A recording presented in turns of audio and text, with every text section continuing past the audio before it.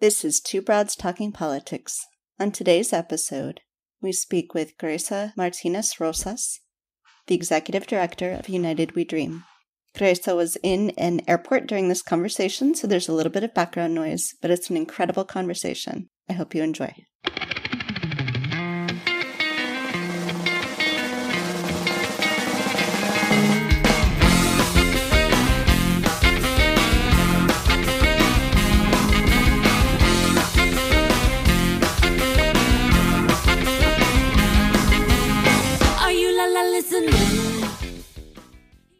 Hi everyone, this is Kelly with Two Broads Talking Politics, and I am on today with Greisa Martinez Rosas, who is the Executive Director of United We Dream. Hello, Greisa. Hi, Kelly. So good to be on. Yeah, it's great to talk to you. So I wonder if you could start by telling listeners who might not know just a little bit about what United We Dream is and what you do. Well, my name is Greisa Martinez Rosas. I use she, her, ella pronouns. I am undocumented, unafraid, queer, and unashamed. And I have the honor and the privilege of leading United We Dream and United We Dream Action. We are the nation's largest immigrant youth-led network with more than 1 million members, 112 chapters, all connected in the same vision of making the lives of Black, brown, young, queer people of color better here in the U.S. Excellent. And could you talk just a little bit about your own story and how you came to the U.S.? Of course. I mean, my story is not unique. I was born in Hidalgo, Mexico, and my family and I decided to come to the U.S. When I was 7 years old.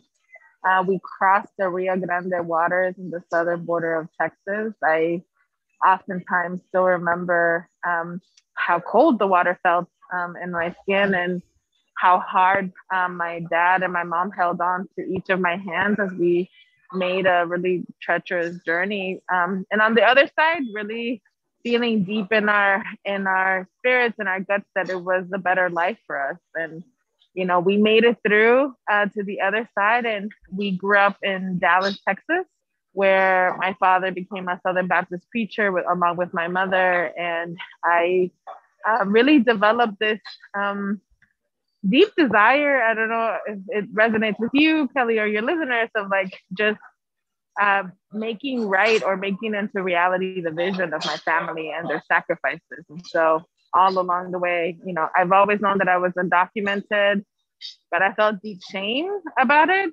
And it wasn't until I found the immigrant youth movement that I decided to shed my shame and my fear and say that I'm now proudly undocumented and unafraid. And you're certainly not alone. What do those numbers look like in the U.S.? How many people, we probably don't have exact numbers, but how many people are estimated to be undocumented? You're right. Because of the nature of our existence and the need to hide from Immigration Customs Enforcement and ICE and CBP, the estimates are not exact, but there's an estimated close to 11.8 million undocumented people or to 12 million people that are undocumented in the U.S. I think that we span from very different countries, from East African countries, AAPI countries, Mexico, and many others, in which we, you know, form this multiracial community of people all across the U.S. that have decided and chosen to call the U.S. our home. We brought our gifts, we brought our talents, we brought our joy into this place, and now call this country home. Yeah. So there's a lot of legislation pending right now in Congress. There's a lot of disagreement about how to move forward with it. But one of the things that the Democrats have said that they want to do is through the reconciliation bill have, they've said various things, but protection for undocumented folks, maybe a path to citizenship. So what's sort of the state of things, and what are you hoping they are able to do?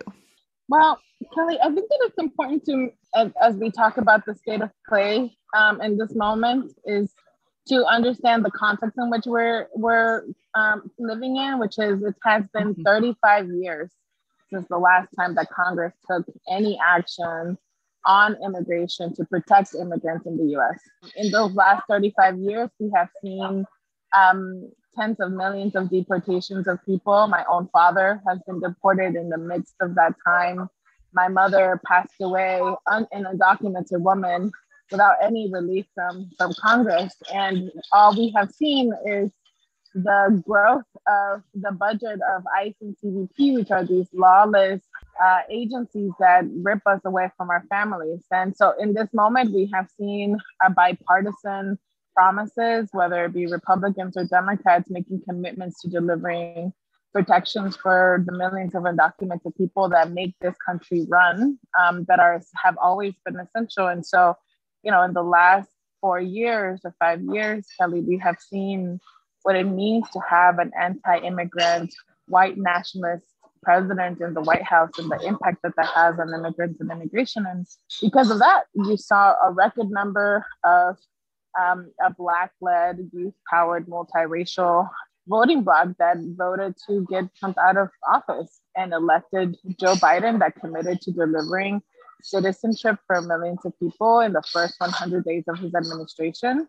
We're now in October of 2021, and all we're asking for in this moment is that the commitments made to our community for the last 35 years, that every lever that Democrats have because they control the House, the Senate, and the White House, for them to use all of that power to make good on their promises. And we're in the midst of the fight. Democrats are pointing to an unelected parliamentarian in the Senate to say that they to point to a challenge. And though we understand that the community doesn't, all we need is protections for millions of people, and we know that Democrats have every opportunity and every way to deliver. So what are the kinds of things that could be done? So, it wouldn't be a blanket, everyone has citizenship now today, but what would a path to citizenship look like? What would that actually mean practically for people? It would mean permanent protections and green cards, or any protection. The success is going to be grounded in whether people have the ability to be able to work with dignity, if they have the ability to travel to, in my case, be able to say goodbye to our loved ones that are not in the US and be able to come back, and the ability to be protected from detention and deportation and the violence of ICE and CBP. So success for us in this moment includes that. And when we talk about a pathway to citizenship, we talk about, the opportunities for the processes to be open to us. For the last 35 years, every door has been shut for undocumented people like myself. And all we're asking for is the opportunity to walk through the door that we have built over the last decades. You mentioned that we're in the midst of this fight right now. What is United We Dream doing, and what are the sort of youth activists on the ground doing? Well, Kelly, as you can imagine, we've been going in the last couple of years to create the. I laugh because I was just thinking, I just got a call from one of my organizers that they decided to cut their hair, as part of a very emotional and very spiritual action by Korean organizers that have this tradition of cutting their hair that means so much to them culturally, as a way of marking dissent and marking urgency. And so, we're buzzing our hair off. We are making calls to the voters that trusted us when we said that this would be the year that elected officials that we put into office would be able to deliver for millions. We are knocking on doors in Arizona and in many others in other places. We are ensuring that we're telling our stories to anyone that will listen, and reminding the country that 70% of all likely voters in the midterms and in the presidentials, that means Democrats, independents, and Republicans that voted for Trump, 70% of them agree that there should be a solution for immigration and there should be a pathway to citizenship. And so all that is getting in the way are arcane Senate laws that honestly are in the hands of the Democrats. And so we're spreading the word far and wide that this is the year that we will not give, good try participatory trophies to Democrats, and that what will be success is whether or not they delivered protection for millions of our families and ourselves. Have you, the organization, the organizers, have you had responses from the Democrats in Congress or the Republicans in Congress? Are they engaging? Is there sort of direct engagement, or is this sort of mostly kind of from the outside, trying to get their constituents to talk to them? Like, what all does that exactly look like? Well, the magic sauce of United We Dream is that we use the inside and outside power. So, yes, we're in Mm. conversations with our elected officials, we're in conversations with people that are decision makers, and we understand that it's going to be important to do both of those things. So, just next week, we have a National Week of Action where young people from all across the country are coming to Washington, D.C. To continue to deliver the message of the urgency that our families cannot wait even one more day, that we've been waiting for 35 years, and that we're ready for Democrats to lead and deliver. One of the things I like to make sure we talk about on this show is sort of what everyone can be doing, should be doing. So, let's talk about some sort of calls to action. And these could be big, they could be little. But what are things that you would like to be encouraging people to do? Well, Kelly, the first thing I'll say is that it's important for anyone that is joining our fight to really take a moment to live in their own body and their own power, and to really Mm. believe that your voice and that your intervention, whether it's a call, whether it's a text, whether it's calling a member of Congress that that all of that is that you are worthy and like enough and have all of the information. If you don't, you know where to get it. And that your action can actually make real big systemic change. So I'm just calling on people to like believe that in their bones. And if there's something that's inside of you that's telling you, oh, well, it won't matter, that's not true. And for you to join ourselves to the fight. The second thing I'll say is that if you to stay in touch with us. So text undeniable to 877-877, undeniable to 877-877. And that'll get you connected to a community of organizers and activists that are ready to welcome you in and give you an assignment. And the third thing I'll say is that this is a moment to be calling our progressive allies, our progressive leaders, any sphere of influence that you might have in Congress, in your own community, whether it's organizing a church call-in, a phone bank, whether it's ensuring that like you mark your urgency of including citizenship in this reconciliation package. This is the time to be able to make your voice heard. And I'm really excited, Kelly, for your own answer to the call to action and having me on this podcast, and like allowing me to enter the sacred space of the listeners that you've brought into the space. And that's one example of what people can do to open up your platforms and your life to ensure that other people like myself that are directly impacted can lead and come and share our stories. So thank you, Kelly, for modeling that already. Thank you. And I assume that the organization could also always use monetary support. Oh, Kelly, yes, you're right. See, this is why I need to take you everywhere. Yes. Definitely become a monthly sustainer of United We Dream Action and our work. Be one of our members online. I think that's definitely something that we're always happy to welcome many more people. This current moment, this current fight, obviously is important, is urgent, is something that people should be calling about and doing something about. But regardless of the outcome of it, what are sort of things we need to be thinking about as well, long term, sort of big picture things. And I've been thinking a lot about how polarized the country is right now, and how people don't listen to each other.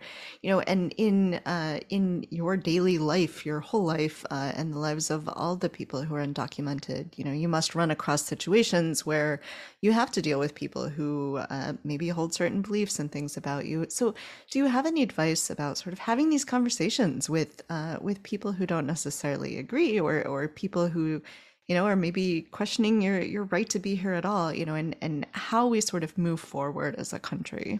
Sorry, that's a heavy question. No, I'll say that Kelly, I grew up as a the daughter of a Southern Baptist preacher in Dallas, Texas, in the South. In the South. And so I've had my fair share of people openly and clearly making it known that they don't want me to be here. And as young as like 11, I remember an instance where someone came and just yelled at our family and called us wetbacks and derogatory terms for immigrants and Mexicans.